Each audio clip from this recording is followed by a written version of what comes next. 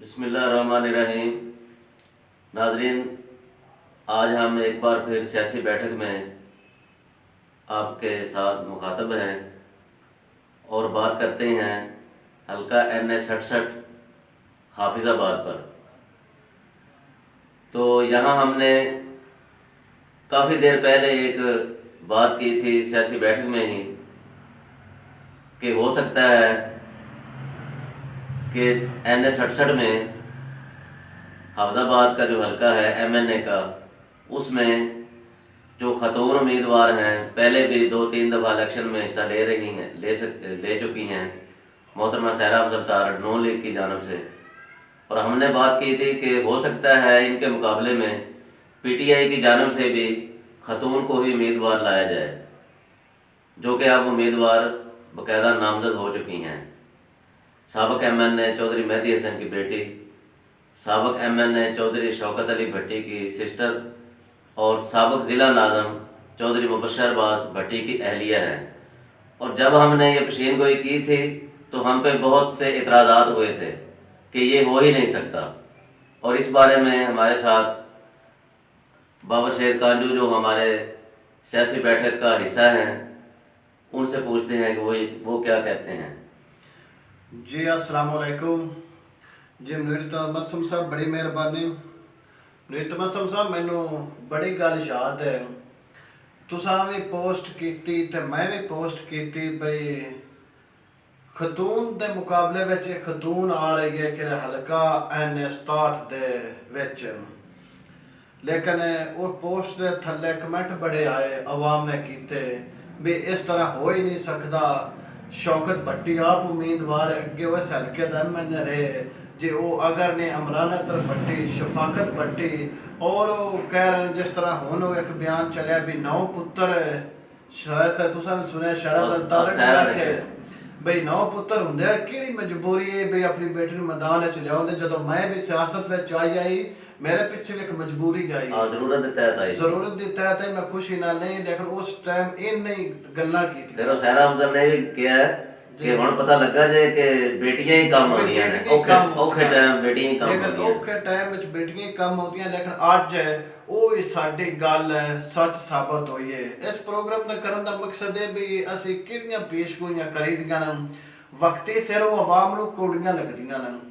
जिस तरह असी बड़ी काफ़ी देर पहले किया सी कि असदुल्ला साहब जिहड़े ने ना बुरेदारा ग्रुप के उम्मीदवार होण, उस टाइम हालांकि ਉਹਦੇ ਤੇ भी बहुत ज़्यादा इतराज़ात हुए ते, लेकिन देख लो ਹੁਣ दूसरी दफा है वो उम्मीदवार हो ही ने उन्होंने। अच्छा कि असा ये भी गल की भी जदों इन्हां कॉन्फ्रेंस करके छड़े भी उम्मीदवार उम्मीदवार दुल्ला राई होसन बुरेदारा दे आजाद क्षेत्र इलेक्शन, फिर भी गल नहीं सी मनदे, लेकिन नहीं सी मनदे। हुन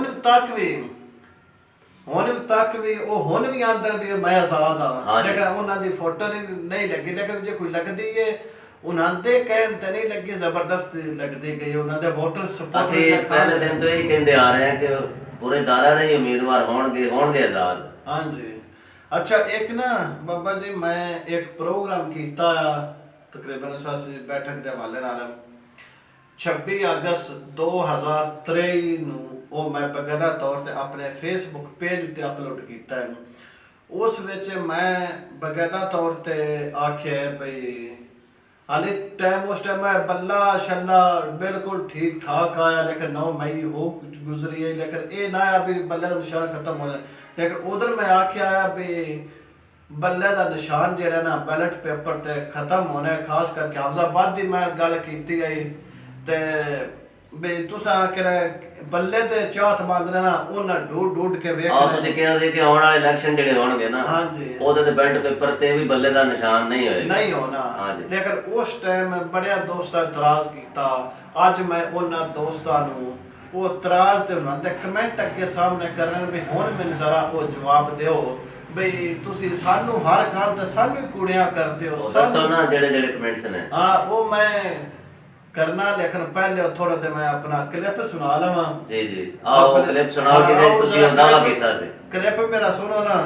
ते जेड़ा उधर मैं आख्या भी वाकई बल्ले का निशान है, वो वाकई होनो मौजूद है जी। सुनाओ तो जरा क्लिप। ਜ਼ਿਲ੍ਹੇ ਹਾਫਿਜ਼ਾਬਾਦ ਦਾ ਜਦੋਂ ਇਲੈਕਸ਼ਨ ਹੋਣਾ ਨਾ, बैलेट पेपर ਦੇ ਉੱਤੇ ਬੱਲੇ ਦਾ ਨਿਸ਼ਾਨ ਗਾਇਬ ਹੋਣਾ। ਇੱਥੇ ਹੁਣ ਤੇ ਬੜੇ ਥੱਲੇ ਪੀਟੀਆਈ ਕਮੈਂਟ ਕਰਦੇ ਲੇਕਿਨ ਤੁਸੀਂ ਬੱਲੇ ਦਾ ਨਿਸ਼ਾਨ ਢੂੰਢ ਕੇ ਵੇਖ ਲੈਣ ਕਿਤੇ ਮੋੜ ਦਾਣੇ ਤੇ ਲੇਕਿਨ ਉਹਦੇ ਬੈਲਟ ਪੇਪਰ ਤੇ ਉੱਤੇ ਨਿਸ਼ਾਨ ਕੋਈ ਨਹੀਂ ਹੋਣਾ।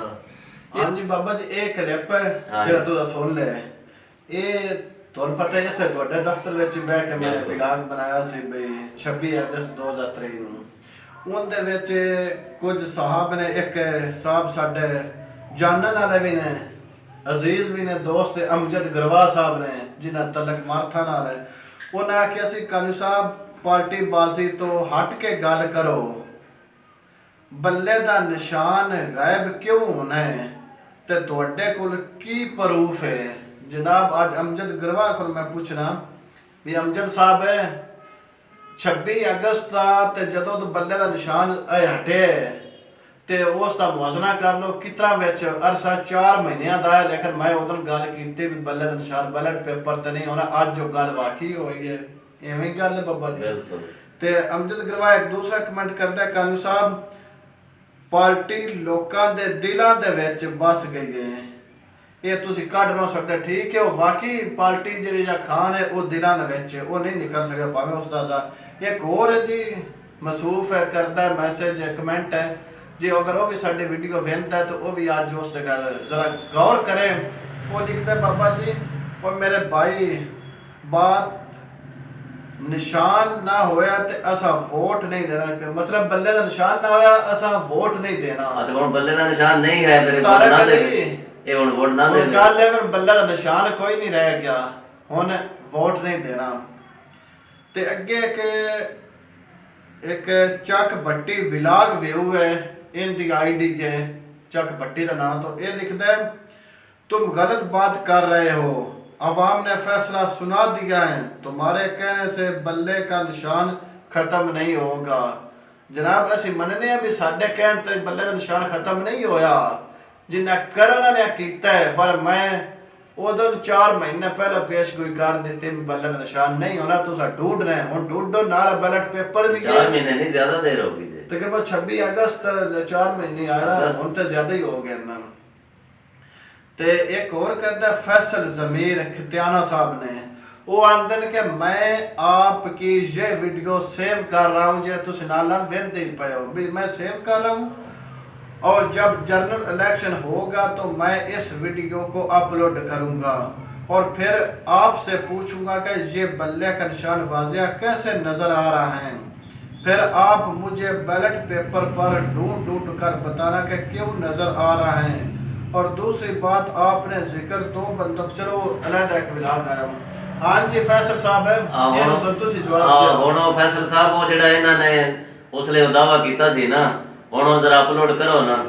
ਤੇ ਨਾਲੇ ਹੁਣ ਸਾਨੂੰ ਤੇ ਲੱਭਦਾ ਨਹੀਂ ਪਿਆ ਹੁਣ ਸਾਨੂੰ ਤੁਸੀਂ ਲੱਭ ਕੇ ਦਿਓ ਬल्ले ਦਾ ਨਿਸ਼ਾਨ। ਫੈਸਲ ਸਾਹਿਬ ਉਹ ਨਾਲ ਬੈਲਟ ਪੇਪਰ ਵੀ ਤੁਸੀਂ ਵੇਖਦੇ ਪਏ ਸਾਨੂੰ ਦੋਵੇਂ ਹਲਕਾ ਨੇ ਸਟਾਰਟ ਪੀਪੀ 37 ਦੇ ਵਿੱਚ ਦੂਸਰੇ ਹਲਕਿਆਂ ਦਾ ਵੀ ਇਹ ਹਿਸਾਬ ਹੈ ਜ਼ਰਾ ਸਾਨੂੰ ਬੱਲੇ ਦਾ ਨਿਸ਼ਾਨ ਵੀ ਦਿਓ ਤੇ ਨਾਲੇ ਜ਼ਰਾ ਫੈਸਲ ਸਾਹਿਬ ਸਵਾਦ ਤਾਂ ਹੈ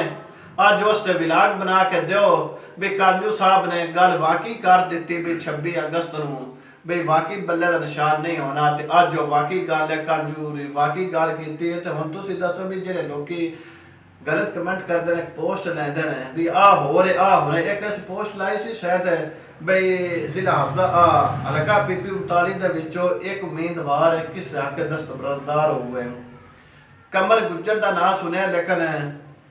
ਮਹਿੰਦੀ ਹਸਨ ਭੱਟੀ ਜਿਹੜੀ ਗੱਲ ਕਰ ਛੱਡਦੇ ਉਹ ਡਟ ਜਾਂਦਾ ਲੇਕਿਨ ਗੁੱਜਰ ਕਮਰ ਗੁੱਜਰ ਅੱਲਾ ਬਾਬਾ ਜੀ ਆ ਫਰਾਈ ਵੀ ਗਏ ਬਿਲਕੁਲ ਤੇ ਲੇਕਿਨ ਇਹਨਾਂ ਨੇ ਕਬੂਲ ਕੀਤੀ ਇਸ ਗੱਲ ਵਿੱਚ ਮਾਮਲਾਤ ਵੀ ਤੈਅ ਹੋ ਗਏ ਲੇਕਿਨ ਆਵਾਮ ਉਸ ਤੇ ਸਾਨੂੰ ਗਲਤ ਕੀਤਾ ਹੈ ਅੱਗੋਂ ਨਾਮ ਮੰਨਣ ਉਹਨਾਂ ਨਾਲੇ ਅਸੀਂ ਕਿਹਾ ਸੀ ਕਿ ਅਗਰ ਖਤੂਨ ਦੇ ਮੁਕਾਬਲੇ ਖਤੂਨ ਆਏਗੀ ਨਾ ਮੁਕਾਬਲਾ ਬਣੇਗਾ ਹਾਂ ਮੁਕਾਬਲਾ ਬਣੇਗਾ ਤੇ ਹੁਣ ਦੇਖ ਲਓ ਮੁਕਾਬਲਾ ਬਣ ਰਿਹਾ ਹੈ ਹਾਲਾਂਕਿ ਇਹ ਉਮੀਦ ਹੀ ਨਹੀਂ ਸੀ ਕਿ ਇੱਕ ਉਹਨਾਂ ਦੀ ਕੈਂਪੇਨ ਵੀ ਬਾਅਦ ਵਿੱਚ ਸ਼ੁਰੂ ਹੋਈ ਹੈ ਤੇ ਕਿਹੜੇ ਹਾਲਾਤ ਨੇ ਪੀਟੀਆਈ ਤੇ ਲੇਕਿਨ ਫਿਰ ਵੀ ਉਹਨਾਂ ਦਾ ਇਸ ਟਾਈਮ ਬਿਲਕੁਲ ਮੁਕਾਬਲਾ ਠੀਕ ਠਾਕ ਜਾ ਰਿਹਾ ਹੈ ਔਰ ਇਹ ਤਾਂ ਫੈਸਲਾ 8 ਫਰਵਰੀ ਨੂੰ ਹੀ ਹੋਣਾ ਕਿ ਉਹ ਕੀ ਹੋਣਾ ਲੇਕਿਨ ਮੁਕਾਬਲਾ ਜਾ ਰਿਹਾ ਤੇ ਇਸ ਵਾਸਤੇ ਤੇ ਸਾਡੀ ਇੱਕ ਅਰਜ਼ ਹੈ ਵੀ ਸਾਡੇ ਕੋਈ ਗੱਲ ਕੀਤੀ ਅਗਰ ਪੂਰੀ ਨਹੀਂ ਹੁੰਦੀ ਕੋਈ ਦੇਰ ਹੋ ਜਾਂਦੀ ਹੈ ਤੇ ਕੋਈ ਥੋੜਾ ਜਿਹਾ ਸਬਰ ਕਰਿਆ ਕਰੋ ਕੋਈ ਜਿਹੜੇ ਨਾ ਕੋਈ ਕਮੈਂਟਸ ਜਿਹੜੇ ਨਾ ਕੋਈ ਚੰਗੇ ਦਿਆ ਕਰੋ। ਇਹ ਤਾਂ ਨਹੀਂ ਹੁੰਦਾ ਵੀ ਉਹ ਪੰਜਾਬੀ ਮਿਸਾਲ ਵਿੱਚ ਚੱਟ ਮੰਗਣੀ ਤੇ ਪੱਟ ਵਿਆਹ ਇਸ ਤਰ੍ਹਾਂ ਨਹੀਂ ਹੁੰਦਾ ਤੁਹਾਨੂੰ ਪਤਾ ਹੈ ਅਸੀਂ ਪੇਸ਼ ਕੋਈ ਕਰਨੀ ਹੁੰਦੀ ਹੈ ਗੋਲ ਕਰਕੇ ਗੱਲ ਕਰਨੀ ਹੁੰਦੀ ਹੈ, ਸਾਰੀ ਵਾਜ਼ਿਆ ਕਰ ਦਿੱਤੇ, ਪਿੱਛੇ ਰਹਿ ਕੀ ਮੈਂ ਜਾਂਦਾ। ਉਹ ਦੱਸਣਾ ਨਾ ਕਿ ਜਦੋਂ ਅਸੀਂ ਅਸਦੁੱਲਾ ਸਾਹਿਬ ਦਾ ਕਿਹਾ ਸੀ ਨਾ ਹਾਂਜੀ ਵੀ ਉਮੀਦਵਾਰ ਹੋਣਗੇ, ਖੁਦ ਮਹਿੰਦੀ ਹਸਨ ਭੱਟੀ ਸਾਹਿਬ ਮੁਹਤਰਮ ਜਿਹੜੇ ਨੇ ਉਹਨਾਂ ਨੇ ਬਕਾਇਦਾ ਮੈਨੂੰ ਫੋਨ ਕਰਕੇ ਕਿਹਾ ਸੀ ਕਿ ਸਾਡੇ ਉਹ ਕੋਈ ਉਮੀਦਵਾਰ ਨਹੀਂ। ਹੁਣ ਉਹੀ ਚੌਧਰੀ ਸਾਹਿਬ ਆਪ ਖੁਦ ਐਲਾਨ ਕਰਦੇ ਨੇ, ਬਾਰ ਐਲਾਨ ਕਰਦੇ ਵੀ ਅਸਦੁੱਲਾ ਸਾਹਿਬ ਸਾਡੇ ਉਮੀਦਵਾਰ ਬਾਰ ਐਲਾਨ ਕਰਦੇ ਨੇ, ਹਰ ਮੀਟਿੰਗ ਤੇ ਹਰ ਕੰਪੇਨ ਤੇ ਜਾ ਕੇ ਕਰਦੇ ਸਾਡਾ ਉਮੀਦਵਾਰ ਹੈ ਅਸਦੁੱਲਾ, ਸਾਡਾ ਅਸਦੁੱਲਾ। ਹਾਂਜੀ। ਤੇ ਹੁਣ ਬੰਦਾ ਉਹਨਾਂ ਕੋਲ ਪੁੱਛੋ ਨਾ ਲੈ ਚੌਧਰੀ ਸਾਹਿਬ ਇਹ ਜਰਾ ਗੱਲ ਕਿਵੇਂ ਦੀ। ਤੇ ਅਸੀਂ ਪ੍ਰੋਗਰਾਮ ਦੇ ਨਾਲ ਮੈਨੂੰ ਤੇ ਬਾਬੇ ਸਾਹਿਬ ਨੂੰ ਇਜਾਜ਼ਤ ਦਿਓ। ਵਸਲਾਮ।